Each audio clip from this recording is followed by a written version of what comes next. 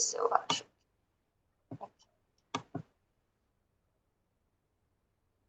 Vou lá no começo.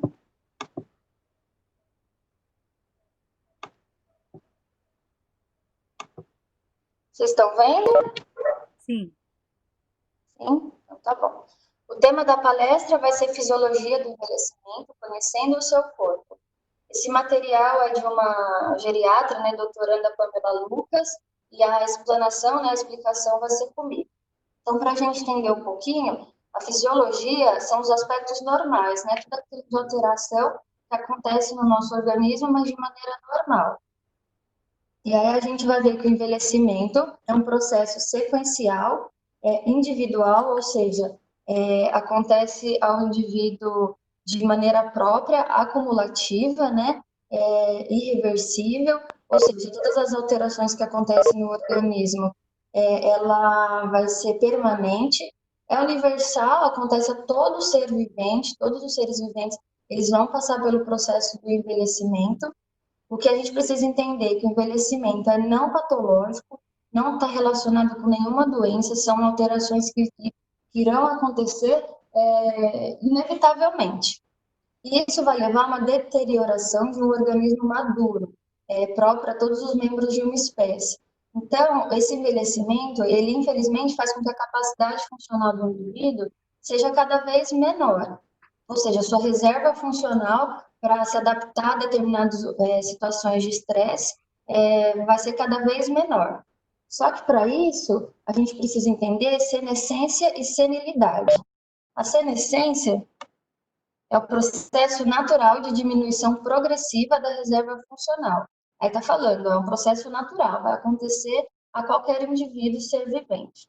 Já a senilidade é uma condição patológica, né? São alterações que acontecem no organismo, mas de maneira a virar doença. E esses dois, eles caminham junto. Espera aí, que travou aqui.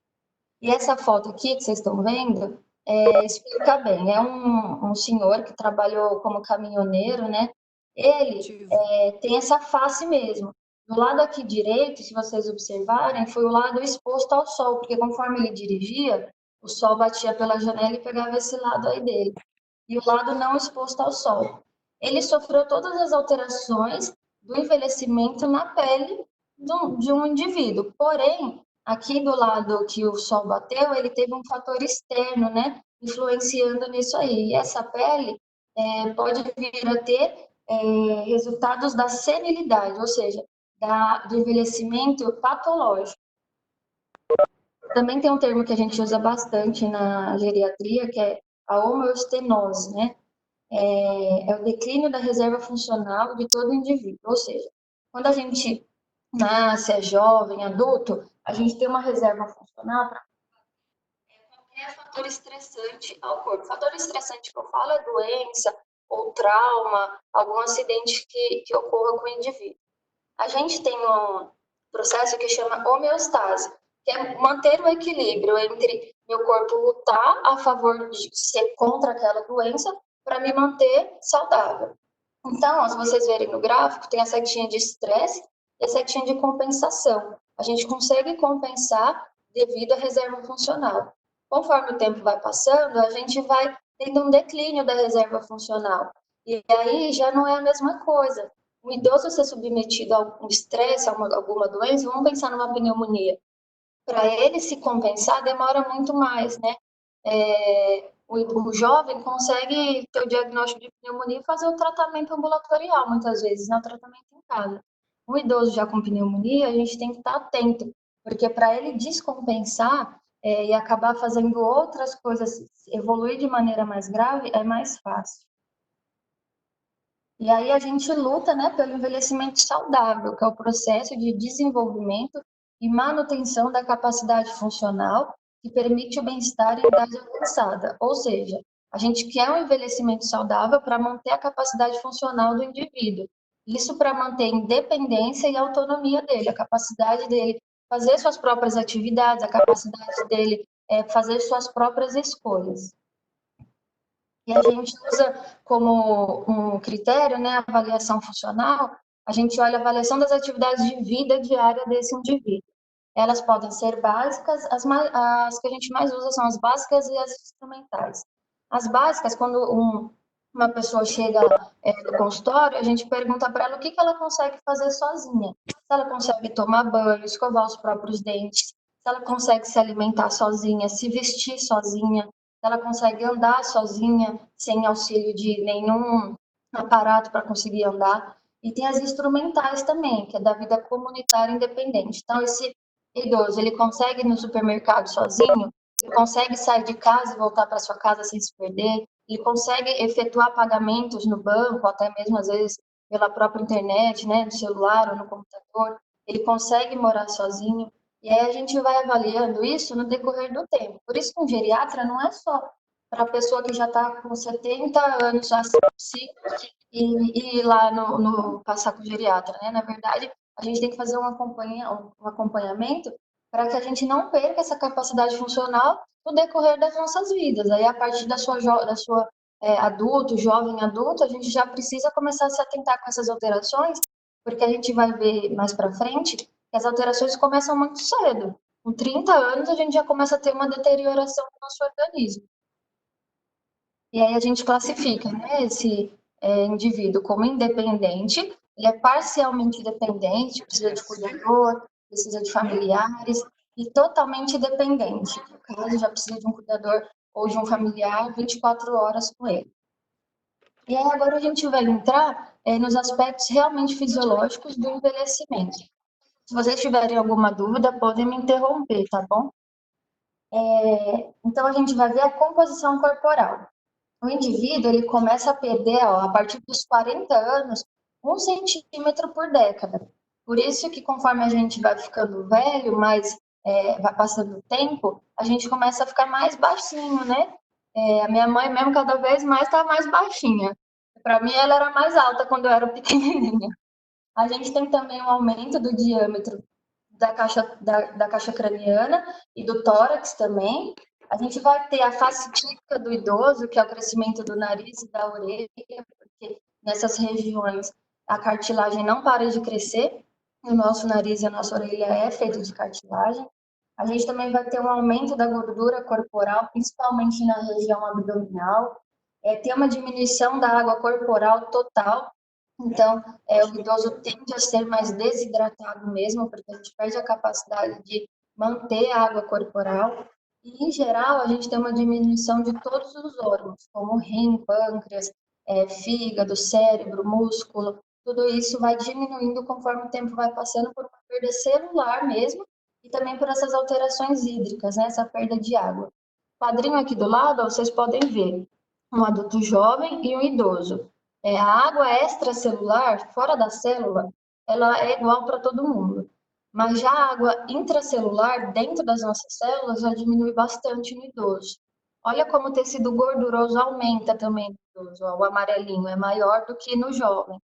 E a massa celular, a quantidade de células que a gente tem para formar cada parte do nosso corpo, também diminui bastante no idoso. A gente vai ter as alterações de pele, então vai ter uma lentificação na renovação da epiderme, né? A epiderme, embaixo tem a derme. As nossas células, elas trabalham para sempre se manterem em renovação. Porém, no idoso, esse processo vai ser mais lentificado. As células também, elas perdem as fibras elásticas e a gente também começa a perder colágeno, por isso que a pele fica mais flácida. A questão da vascularização também é muito importante. O vaso, ele fica mais fragilizado. Então, qualquer trauma que o idoso tem, ele faz aqueles hematomas, né? Então, qualquer lugarzinho que já está batendo, você começa a perceber hematomas no idoso. A pele também mais fragilizada, qualquer trauma já se rompe mais fácil essa barreira, né, da pele. Tem também uma diminuição de lubrificação. Se vocês verem essa figurinha meio estranha aí, tem o espelhinho saindo, né, e tem umas glândulazinhas em volta, que são as glândulas sebáceas, que produzem o nosso sebo para lubrificação da pele. E eles também diminuem a sua produção e número também. Então, a gente vai ter uma pele mais ressecada também. E aí vai aparecer também aquelas púrpuras senis, né? São aquelas manchinhas, lentigos senis, que muitos idosos aparecem reclamando que tem surgido em dorso da mão, em tórax. que são manchinhas normais, tá? Não precisam se preocupar. São manchinhas devido à alteração de uma célula que chama melanócitos. Os melanócitos, eles começam em determinados lugares a produzirem mais coloração, e aí começa a surgir essas manchinhas, tá bom? E aqui eu coloquei uma figurinha para vocês verem, né? Como o idoso é mais suscetível a hematomas, a trauma, devido a uma pele mais fragilizada mesmo. Os pelos também diminuem no corpo como um todo. Infelizmente, aumentam, né, no nariz, nas orelhas. Quem nunca observou pode olhar aí os idosos, e já com seus 55 anos, a gente já começa 50 a ver que começa a crescer pelo, principalmente nas mulheres, em buço e em mente também. Minha mãe vira e mexe, eu tô lá, ó, arrancando um pelinho, né, mãe? E aí as orelhas crescem também e não tem uma explicação, porque na cabeça, perna, virilha, esses pelos diminuem, os bulbos ficam menos ativos. Mas nesses outros lugares os bulbos se mantêm ativos. A questão também do embranquecimento do cabelo, né? Os bulbos capilares dos cabelos, em volta dos bulbos capilares ficam essas glândulas, desculpa, as células de melanócitos, que dão coloração, né, ao cabelo. Só que conforme essas células vão perdendo sua função, o cabelo vai tendo um processo de embranquecimento. Também acontece uma fragilidade das unhas. A gente tem também o sistema osteoarticular, né, que é uma perda do trabeculado ósseo, ou seja, o osso ele é todo trabeculadinho. Se vocês verem na figura, é como se ele tivesse vários espacinhos de ar, parece um soufflé, né, dentro do osso. E isso vai acontecendo devido a uma absorção e uma reabsorção e formação do osso. Existem duas células no osso que se chama osteoclasto e osteoblasto. Uma come osso e a outra faz osso. Então a gente vive nesse processo durante a vida inteira. Só que conforme a idade vai chegando, esse equilíbrio começa a se alterar, começa a fazer menos osso e corroer mais osso. Então a gente perde aí a formação óssea. Isso acontece principalmente nas mulheres, porque quando a gente entra na menopausa, o estrogênio, ele é o hormônio que ajuda a formação de osso, ele estimula os osteoblastos para ir lá e produzir osso.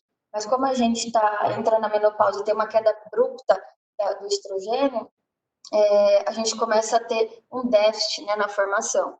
E aí a gente tem a importância de se fazer a densitometria óssea, né? Depois da menopausa, que é acompanhar aí para a gente ver, evitar, né, que daqui a algum tempo a gente esteja em osteoporose. Existe a osteopenia, que é a diminuição do cálcio intraósseo normal, tá? Conforme a idade, vai acontecer mesmo a diminuição de cálcio, mas a gente tem que se atentar porque em alguns casos acontecem de forma mais grave, né? Evolui de uma maneira mais rápida e essa pessoa pode desenvolver osteoporose, e o que vai gerar fraturas, né? Quedas e outras, vai agravar a situação do idoso, tá bom? A gente, no geral, tem uma perda de colágeno, começa a perder a qualidade das cartilagens articulares, ou seja, cartilagem de nariz e de orelha continua, mas cartilagem de articulação, de quadril, né, do ombro e do joelho, a gente começa a perder sua função, né, e aí começa a aparecer aquelas alterações como artrose, né, que é bastante comum no idoso. A gente também vai ter um achatamento das vértebras devido aos discos intervertebrais. Então, a vértebra, aqui, se vocês verem nesse esqueletinho, é o que forma a nossa coluna. São vários ossinhos, né, empilhados. Entre esses ossinhos, a gente tem o disco intervertebral, que é uma esponjinha, né, que ajuda a amortecer aí a relação entre a vértebra e a vértebra de baixo. Com o tempo, esses discos, que são as esponjinhas, eles começam a ficar fragilizados. Eles começam, na verdade, a endurecer, então eles perdem a capacidade de amortecer, eles começam a se calcificar e a perder água em um produto que chama proteoglicano, que é o que dá consistência macia, né? Macia e elástica desse disco intervertebral. Então a gente também começa a enrijecer isso. E aí a coluna começa a fazer essa cifose aí, ó, esse arqueamento da coluna, tá vendo? Porque é como se as vértebras começassem a cair uma em cima da outra. E aí a gente vai ter esse processo também. Tem também o achatamento plantar, a curvatura do pé, gente, embaixo, né, na planta, elas nos auxiliam na marcha, né, para a gente caminhar. E o idoso ele começa a fazer o achatamento plantar, e isso é um fator de risco para que ele venha cair também, né, tem um maior risco de queda. Na musculatura, a gente também tem uma diminuição de massa, né, perda de fibras brancas e vermelhas. As fibras do tipo 2 que são as vermelhas, que são as mais rápidas, a gente também tem uma perda maior, ou seja, são os músculos que nos ajudam a fazer movimentos rápidos, como da perna, correr, da mão, para fazer esse movimento, os movimentos finos. Então, a gente começa a perder a capacidade de conseguir fazer atividades mais específicas, mais finas, né? Ó, se vocês viram, a gente começa a perder massa muscular a partir dos nossos 20 anos, ó. E essa perda pode chegar até 50% da perda da nossa massa muscular. Assim como eu falei, começa a dar lugar para o tecido, né, para o tecido adiposo.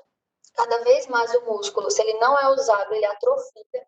Então, a importância da gente estar sempre em atividade física, porque aquilo que a gente não usa se perde, vai atrofiando. E o músculo ele é essencial, né, na nossa vida. A gente começa a ter uma rigidez de tendões e ligamentos, e graças a Deus, o músculo que se mantém é o nosso diafragma. É o músculo que nos ajuda com a respiração, né? É o músculo que permite que a gente expanda o tórax e ele comprima para expirar o ar.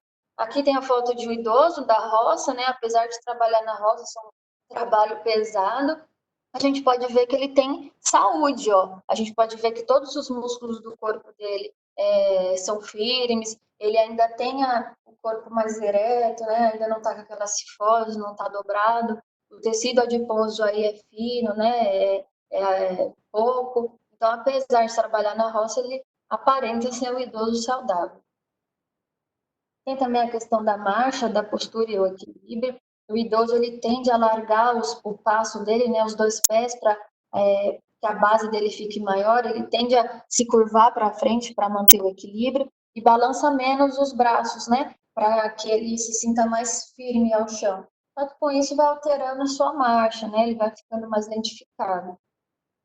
Isso é normal até certo ponto. No parkinsonismo, na doença de Parkinson, isso se altera de maneira abrupta, tá? Grave mesmo. Então, é difícil mesmo, até para a gente, como profissional da saúde, conseguir diferenciar até que ponto essas alterações são fisiológicas e até que ponto isso começa a ser patológico.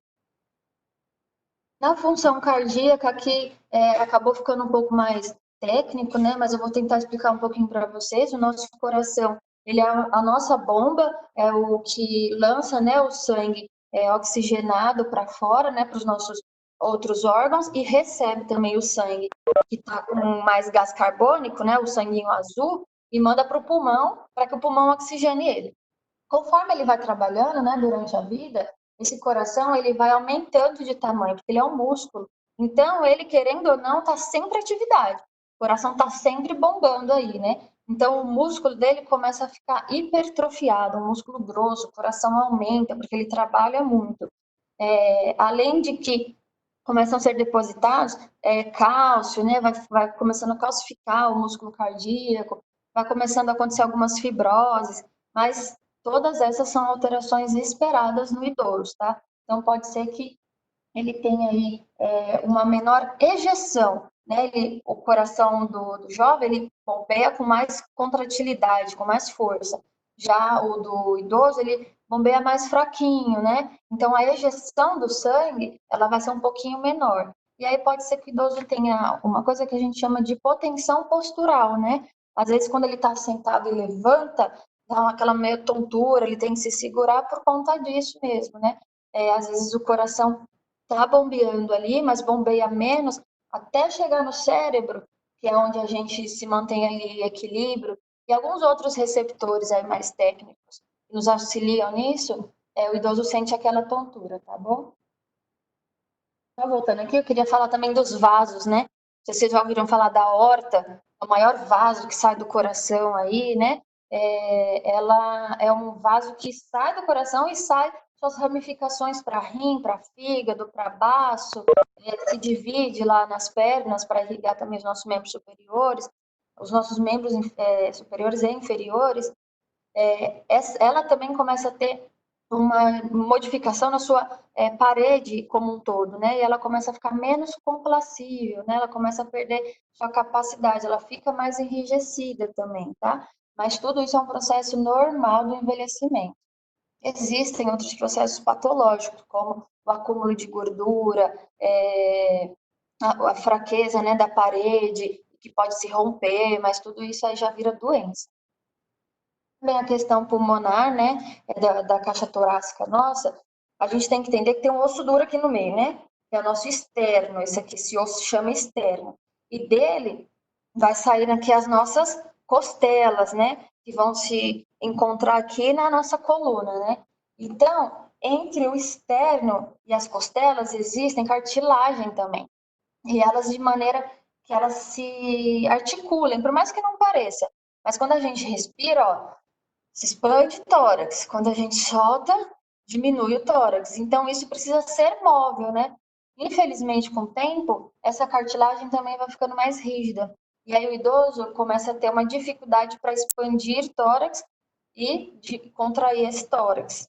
Ainda bem que o diafragma, que é aquele músculo lá embaixo, ele se mantém firme aí para ajudar a gente nesse caminho.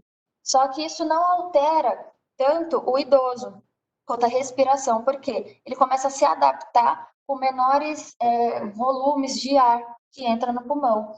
Então, ele consegue ainda entrar ar no pulmão, lá no alvéolo, que é aquela bolsinha que entra o ar e em volta está cheio ali de vaso sanguíneo para captar aqui o oxigênio, né? O idoso começa a perder um pouco desses alvéolos também, porque em volta começa a fazer um tecido de fibrose, mas isso não altera a respiração e a capacidade dele de oxigenar o seu sangue. É que às vezes no raio-x ou na radiografia vai aparecer algumas alterações que se chamam atelectasias, que é isso, o alvéolo está fechado. E aí a gente pensa, poxa, né, será que isso é doença? Será que ele está com aquelas doenças pulmonares obstrutivas crônicas, aquelas coisas que assustam a gente? Mas não, tá? É uma alteração normal também do idoso.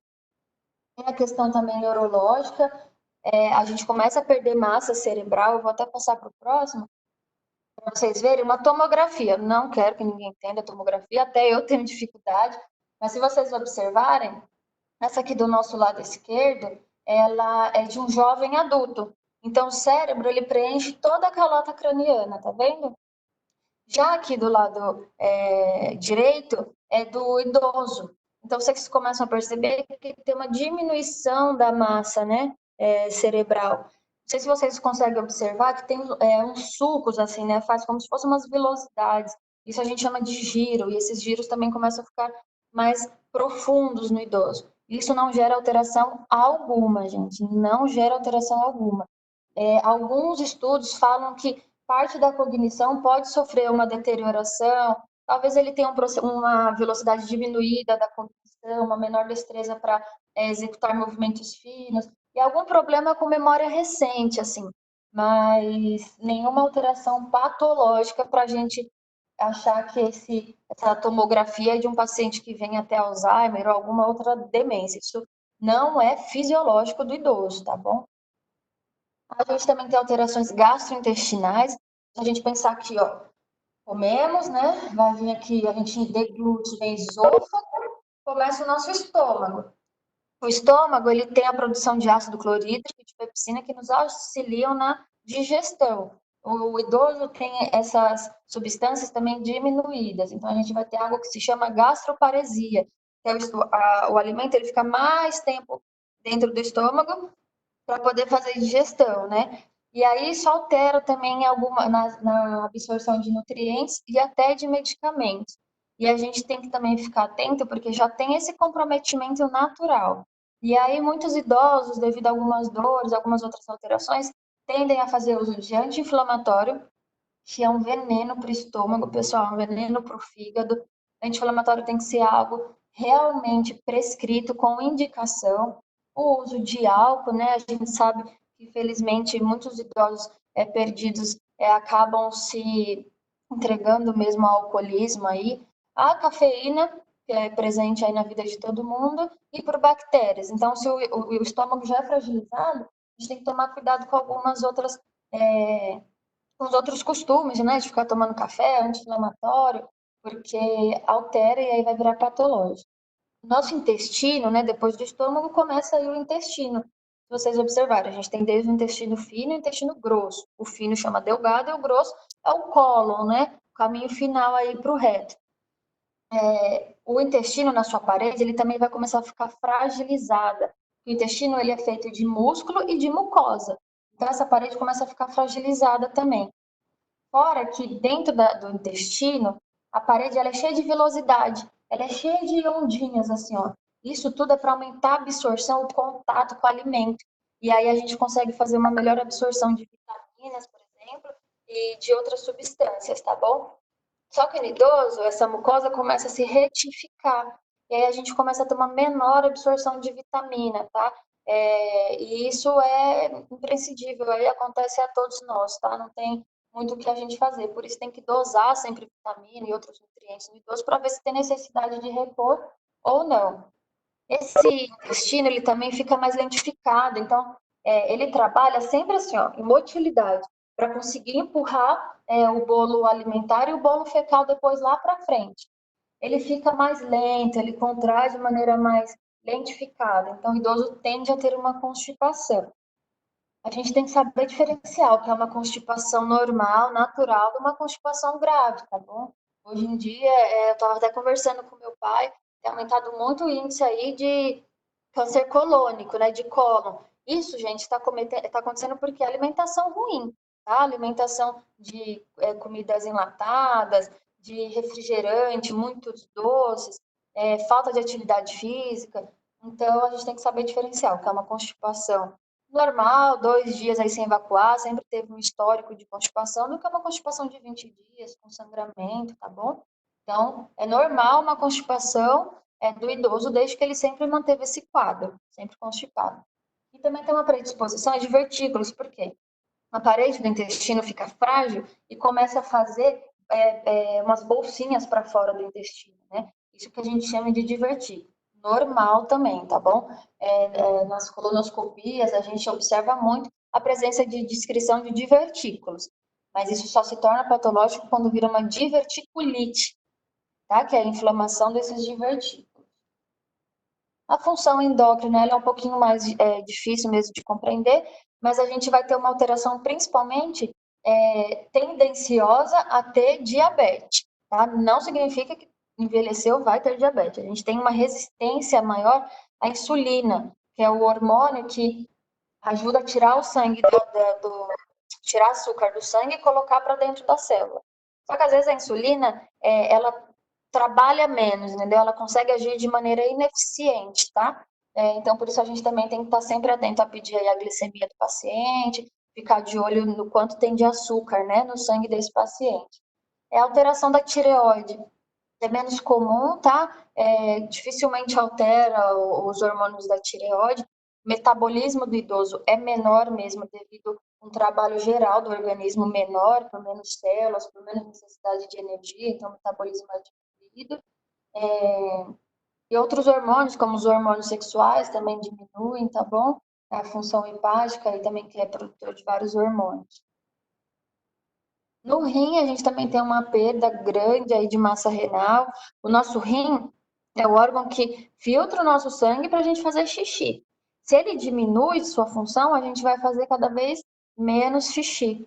Fora que o idoso tem um hormônio que é o ADH. O idoso não, né? Todos nós temos o hormônio. O idoso tem esse hormônio diminuído, que é o hormônio que evita que a gente fique fazendo muito sangue, muito xixi. Então, esse hormônio aí também deficiente vai fazer com que a gente faça cada vez menos xixi, tá? Aí a gente tem alterações também de cavidade oral. A perda de dentes não é normal, tá? Isso é patológico devido a cáries ou a doença periodontal, a própria desmineralização óssea não é normal.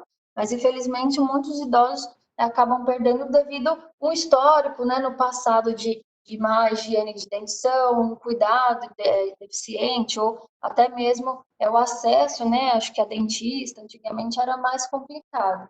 Então, a gente também tem uma retração gengival, reduz a produção de saliva dentro da boca, a boca fica mais seca. a gente começa a perder as papilas na língua, que são as papilas gustativas, para a gente sentir sabor da comida, né? Então, a gente tem que estar sempre atento a isso, porque cada vez mais a gente vai querer comer menos. E aí o idoso pode acabar entrando num processo de desnutrição, tá bom?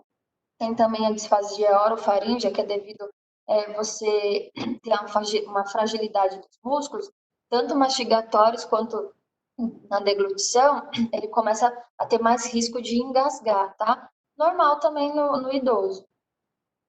Os olhos também vão ficando mais flácidos, né? A gente perde a musculatura aqui em volta do olho e começa a dar lugar para tecido adiposo. Por isso que às vezes os olhos dos idosos, eles acabam sendo mais retráteis, né? Mais profundo, eles acabam caindo dentro da órbita mesmo, tá? Tem o arco senil, que é aquela parte cinzinha aqui, fora em volta da córnea. É normal acúmulo de gordura conforme o tempo vai passando, não tem alteração nenhuma. Existe o cristalino, né? Que é a nossa lente. É como se fosse uma lente mesmo de óculos, só que aqui dentro, né? Lá atrás dessa parte coloridinha. Ele é a nossa lente, ele vai se adaptando, né? A gente precisa enxergar de mais perto, ele vai e aumenta. A gente precisa enxergar de mais longe, ele diminui. Conforme o tempo vai passando, vai acumulando substâncias sobre o cristalino. Isso pode chegar num ponto de patologia, que aí seria a catarata, né? Por isso, muitos idosos às vezes precisam retirar esse cristalino aí que está sujo e colocar uma lente, né? De um outro produto lá dentro, tá? É normal a gente ter a sujidade do cristalino. Infelizmente, algumas pessoas, a gente não sabe por quê, acabam. Na verdade, a gente sabe, né? Depende dos fatores que você se expôs durante a sua vida, né? Então, se você tinha um colesterol muito elevado, porque acúmulo de lipídio no cristalino, e outras substâncias como ácido úrico elevado, pode também acometer o cristalino. Algumas pessoas vão evoluir para catarata, outras não, mas vão diminuir a acuidade visual, que é o que a gente chama de presbiopia, começa a enxergar menos quando chega perto. E isso, gente, começa com 40 anos de idade, tá? Isso não é coisa de 70 anos para cima, não. Com 40 anos a gente já começa a ter um acúmulo de sujidade no cristalino, tá bom? E aí, ouvido e nariz também, a gente acaba tendo uma acuidade, tanto olfatória quanto auditiva, diminuída. Auditiva a gente tem que estar sempre atento, porque pode ser acúmulo de cerúmen no conduto externo, pode ser o tímpano, que é aquela membraninha, né, entre conduto externo e o interno. Então, se o tímpano é uma membraninha, conforme bate o som lá, ele vibra todinho, né? E aí manda aqui o sinal para aqueles ossinhos que ficam lá dentro. Esses ossinhos mandam um sinal para o cérebro. Olha só. Então, conforme a membrana vibra, os ossinhos vibram, mandam um sinal para um nervo auditivo aqui para o cérebro. Se essa membrana está mais enrijecida ou com sujidade, ela não vai vibrar tanto. Na hora que o som bater, ela vai vibrar menos, né? Então o sinal vai ser menor. Infelizmente acontece de maneira normal, tá? Essa membrana ela acaba ficando mais enrijecida mesmo, com fibrose, como se fosse um tecido cicatricial, tá bom? E também o olfatório tem uma diminuição, né, da capacidade olfativa também no idoso. A questão do sono é mais uma questão de necessidade de dormir, tá, pessoal? O idoso ele tem uma necessidade menor de dormir porque às vezes durante o dia ele não faz muita coisa. O idoso que quer ficar mais parado, que não faz muitas atividades, aí dorme um pouco de dia, de noite vai dormir pouco mesmo, tá bom? Mas coisas relacionadas à insônia, que não dorme bem, ou relacionada porque acorda com falta de ar, ou porque tá indo toda hora no banheiro e aí não consegue dormir bem, aí são todas as coisas patológicas, tá? Tem a questão do sistema hematológico, a nossa produção de sangue. A gente produz sangue na medula óssea, né? E também todas essas alterações aí de trabalhar menos vão acarretar também uma diminuição na produção de hemácias. Então, a gente tem que estar sempre atento também para o idoso não desenvolver uma anemia, tá bom? E no sistema imune, infelizmente, também tem um déficit das células de defesa do nosso corpo, conhecida como linfócitos, né? Eles acabam, ou macrófagos, entre outros, eles acabam sendo produzidos menos também, e aí o idoso tem uma dificuldade quando tiver alguma infecção, né? Eles vão ter uma predisposição a se infectarem com mais facilidade, já que o nosso corpo vai conseguir responder menos, combater menos a vírus, bactérias, parasitas, entre outros, tá bom? Tem também a questão da termorregulação, o idoso sente mais friozinho, né? Ele não consegue se adaptar muito bem à temperatura externa. Por quê? Ele perde glândulas sudoríparas, que são aquelas glândulas que produzem suor. Então, ele não consegue aliviar o calor de dentro do corpo, né? Ele tem uma menor produção de calor, porque o metabolismo é diminuído, então ele sente um pouquinho mais de frio. E o metabolismo basal, ele gasta menos energia, né? Então, o organismo dele não produz tanto calor assim. Então, ele não consegue se adaptar ao meio. E aí, a sexualidade nos homens se altera pouco e nas mulheres se alteram mais devido à menopausa. Quando acontece a menopausa, o estrogênio que cai, ele acaba tendo alterações muito importantes, né, na mulher. Como eu tinha falado, o risco maior de osteoporose, até na absorção de vitamina D, isso altera também, porque a vitamina D, ela é a vitamina que absorve cálcio. Se a gente não tem vitamina D, a gente não tem cálcio e não tem osso adequado. E é diminuída a absorção de vitamina D também no idoso, lá nas alterações do estômago e do intestino. O estrogênio, ele era o hormônio que ajudava a lubrificar a vagina, né? E aí a mulher começa a ter a secura vaginal, que pode ser tanto em fissura quanto em coceira, e aí isso vai doer na hora da relação sexual. Pode romper, pode sangrar, né? Isso é normal da idade mesmo. Existe tratamento, hoje em dia, cada vez tratamentos mais específicos, com pomada, e tranquilo, tá bom? E para o homem, já a virilidade dura mais tempo, né? Disfunção erétil é patológico, tá? O homem, lógico, vai ter uma disfunção erétil devido à fragilidade muscular mesmo do órgão peniano, mas ele ainda tem a ereção preservada, não como um jovem adulto, né? Mas se tornar algo que não está acontecendo, isso é patológico. No homem também tem a questão da próstata, né? É o órgão que, eu acho que no homem é o órgão que não para de crescer, tanto que a idade, ela é fator de risco para hiperplasia benigna da próstata. Hiperplasia benigna da próstata é algo comum, pessoal, acontece em muitos homens, a próstata aumenta, às vezes ela não vai dar sintoma nenhum, e às vezes ela pode dar muitos sintomas, porque a próstata, ela fica em volta da uretra. Então, se ela cresce, ela comprime a uretra do homem, ele não consegue fazer xixi. E aí acaba se tornando uma patologia, né? Mas ela tem sim um aumento. Se o idoso for fazer ultrassom, ele vai ver o aumento da próstata normal. E a próstata aumentada, assim, por hiperplasia benigna, não é fator de risco para câncer. Uma coisa não está correlacionada à outra, tá bom? Nas mulheres, o útero acaba perdendo também sua função. Dentro do útero, a gente tem uma mucosa, né, que chama endométrio, que era aquilo que descamava, fazia a menstruação. Devido à alteração de estrogênio e progesterona, a gente também não vai ter mais isso, né? Os óvulos, que tem ali os folículos, né, que eram os ovários, quer dizer, que tem os óvulos, eles também vão estar diminuídos. Tudo isso devido à menopausa, lá quando a gente parou de ter a produção de estrogênio e progesterona, tá bom? Pessoal, acho que era isso. É um pouco técnico esse tema, mas eu falei até com a Paula e com a minha mãe, e devido à minha falta de experiência, aí eu pensei em algum tema mais assim despojado para tentar falar para vocês, mas eu acho muito importante esse tema, mesmo que seja um pouco mais técnico, porque a gente precisa conhecer as alterações fisiológicas do nosso corpo, né? O envelhecer é uma conquista, não é fácil envelhecer, é um processo que quem consegue é realmente uma conquista. E para isso a gente precisa planejar, né? Para a gente ter uma vida longa, saudável, a gente precisa planejar. Então, nunca é tarde para começar e nunca é cedo para começar. Comece agora, você que ainda não tem um hábito de vida aí saudável, de alimentação, de atividade física, comece agora para que o seu envelhecimento seja realmente uma conquista saudável. Quero agradecer aí a oportunidade, desculpa que é um tema que demora um pouquinho mais para conversar, mas agradeço a oportunidade, espero que vocês tenham aproveitado e se tiverem alguma dúvida, estou à disposição.